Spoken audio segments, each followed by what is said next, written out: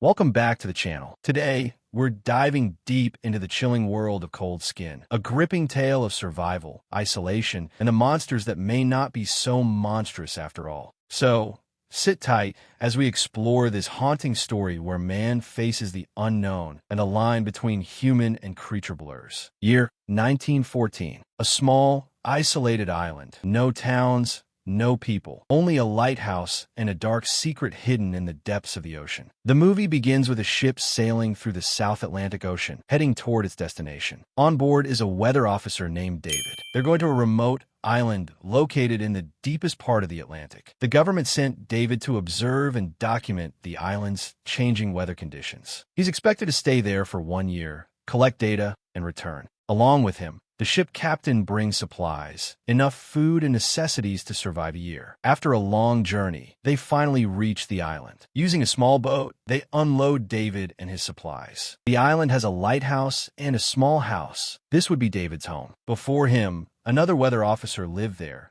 but his duty had ended. From this day forward, David becomes the new weather officer, while the old one, Robert, is supposed to return home with Captain Axel. But when they enter the house, they are shocked. There's no sign of anyone. Furniture is scattered everywhere. The place looks ransacked. Perhaps the old officer is in the lighthouse. David and the captain head there and see something strange. The lighthouse is barricaded with sharp wooden spikes, as if someone wanted to keep intruders or something else out. They knock repeatedly. No answer. Finally, they force their way in. At the top of the lighthouse, they find a man, Gruner, lying down. When they ask about the old weather officer, Gruner casually replies, he's dead. Some terrible disease killed him. When the captain asks about the body, Gruner shrugs. Maybe someone killed him. David and the captain are disturbed. Something about Gruner feels off. Perhaps he's mentally unstable, but they can't confirm anything without proof. The captain offers David a choice. You can still come back with us. But David refuses. He needs the money from this job badly, and completing his mission will pay well. Before leaving, the captain gives David a gun. For protection, he warns. This place might not be as safe as it looks. Once alone, David settles into the house. In a drawer, he finds the old officer's diary. The man had arrived in 1913. The diary mentions strange things about the island, incomplete, filled with unsettling sketches of bizarre, humanoid sea creatures. David assumes maybe the man was lonely and doodled to pass the time. The next day,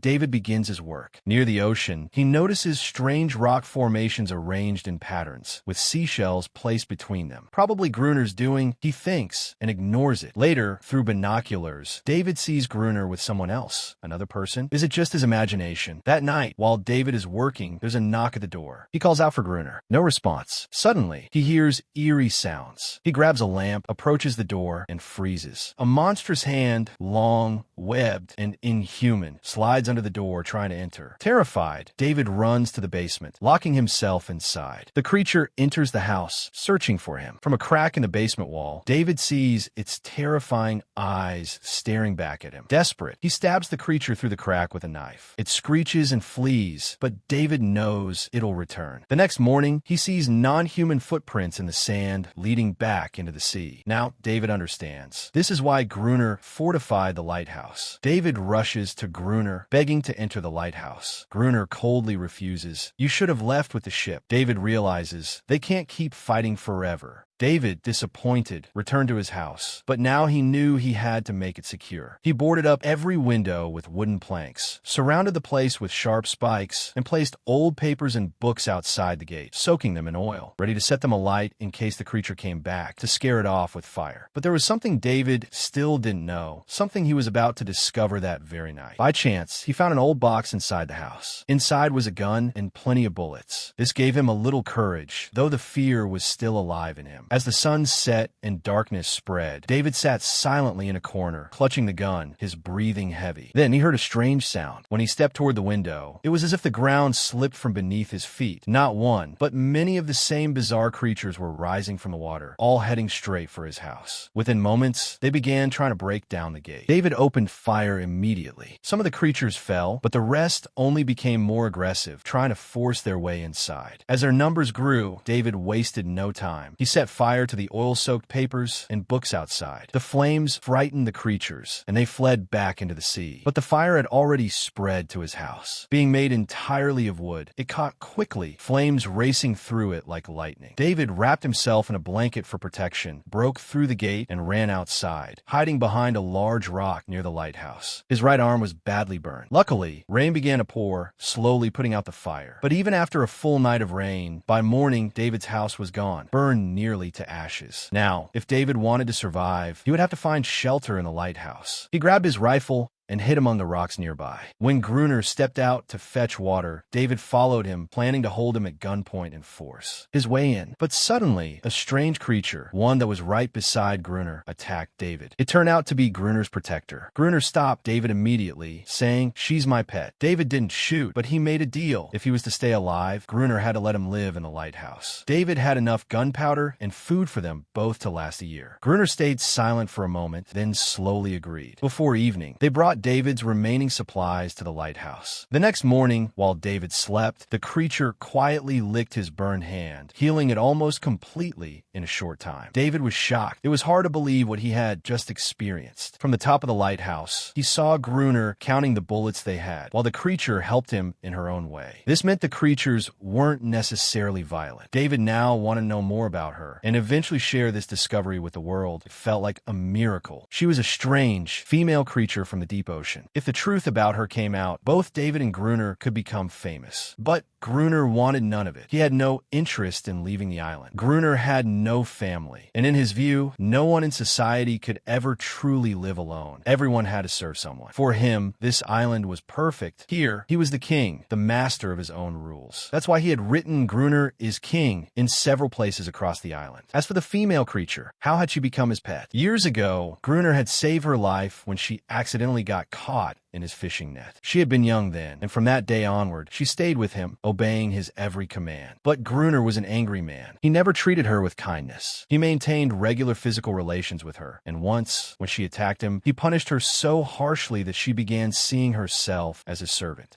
This was likely why, every night, the other creatures came ashore to take her back, but they couldn't attack in daylight. David didn't want to stay here any longer. He planned to signal the next passing ship and leave, but Gruner told him no ship ever came to the island. David didn't believe him. He felt suffocated and wanted to escape as soon as possible. As evening fell, Gruner told him to get his gun ready. The creatures could attack at any time. They prepared to light the lighthouse, and soon enough, a large number of creatures emerged from the sea, heading straight toward them. Gruner kept firing at them, but David was overwhelmed with fear. Instead of fighting, he retreated inside and sat silently in a corner. Moments later, he fainted, leaving Gruner to fight alone. The next morning, Gruner angrily woke David and laid down the rules. If David wanted to stay in the lighthouse, he would have to obey him completely, fetch water daily, handle all the lighthouse chores, and stand guard with him every night. David had no choice but to agree. He did everything Gruner asked, except for one thing he could never approve of: the constant physical torment Gruner inflicted on the female creature. David thought to himself that years of isolation could break anyone's mind, and perhaps Gruner's mental state had indeed deteriorated. Still, he had to follow orders. That night, they were on guard duty again. The creatures emerged from the sea, but this time, David wasn't afraid. He opened fire, but Gruner did nothing. Instead, he shut the lighthouse door, leaving David outside to fight alone, forcing him to learn how to handle the creatures or die trying. David screamed for help, but Gruner didn't respond. Somehow, the night passed. In the morning, Gruner found David sitting outside the lighthouse gate, covered in blood. David had survived, and his fear was gone. Time passed. Nights spent fighting the creatures, days spent maintaining the lighthouse. The island had become like a prison for David. He longed for freedom, constantly thinking about when he could leave. Gradually, David formed a strange friendship with the female creature. He began to feel sorry for her. He understood now how hard it was to live alone after being separated from your own people. He named her Anarus. One day, they noticed the creature attacks were becoming less frequent. David thought maybe they migrated elsewhere for the winter like whales, or perhaps they had realized there was no point in fighting anymore. But Gruner disagreed. "They'll come back," he said. "They're reproducing. Their numbers are growing."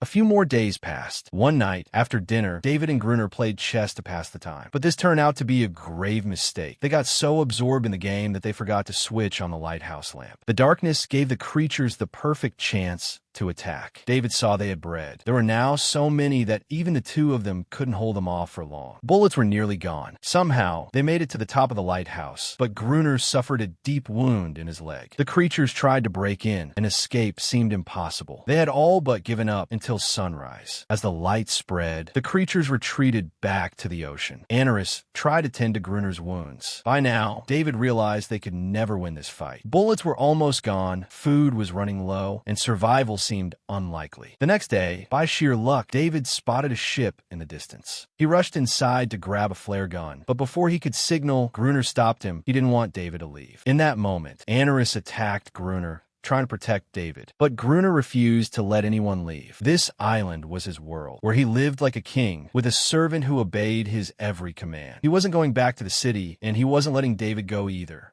After so long alone, he finally had someone to talk to, and he wasn't going to lose that. Slowly, the ship disappeared beyond the horizon, leaving David with no options. David proposes retrieving dynamite from a sunken, smuggling ship offshore. Gruner refuses. Too dangerous. But David insists. Wearing an old diving suit, David dives to the wreck and recovers boxes of dynamite. They set traps around the lighthouse, planning to blow up the creatures during the next attack. David intervenes. They set one final trap, leave the gate open to lure the creatures, then ignite the dynamite. That night, the creatures come. David reconnects a loose wire just in time, and they detonate the explosives, killing many, but not all. The survivors retreat. The next day, David notices something heartbreaking. The creatures aren't mindless monsters. One wears a necklace, a sign of intelligence and culture. They were defending their kind, not attacking without reason. David realizes the horrible truth. They've been slaughtering families out of fear and misunderstanding. David tries to make peace. He builds a stone circle near the shore and leaves Anarus' toy boat there as a sign of friendship. Days pass. Eventually, Anarus appears with her people. This time, they don't attack. They just want peace and a safe home for their children. But Gruner refuses. He wants to remain the king of the island. In a fit of rage, he kills one of the baby creatures with a flare gun, destroying any chance of peace. Enraged, David fights Gruner. As they struggle, David calls him by his real name, Robert. This breaks Gruner. He was once Robert, the old weather officer. But isolation, his wife's death, and depression twisted his mind into becoming Gruner. Realizing his sins, Gruner surrenders himself to the creatures. They kill him. Time passes. A year later, a government ship arrives with a new weather officer. They mistake David for Gruner, and David doesn't correct them. Like Gruner before him, he has decided never to leave the island. Meanwhile, Anarus and her people finally live in peace, free from Gruner's tyranny.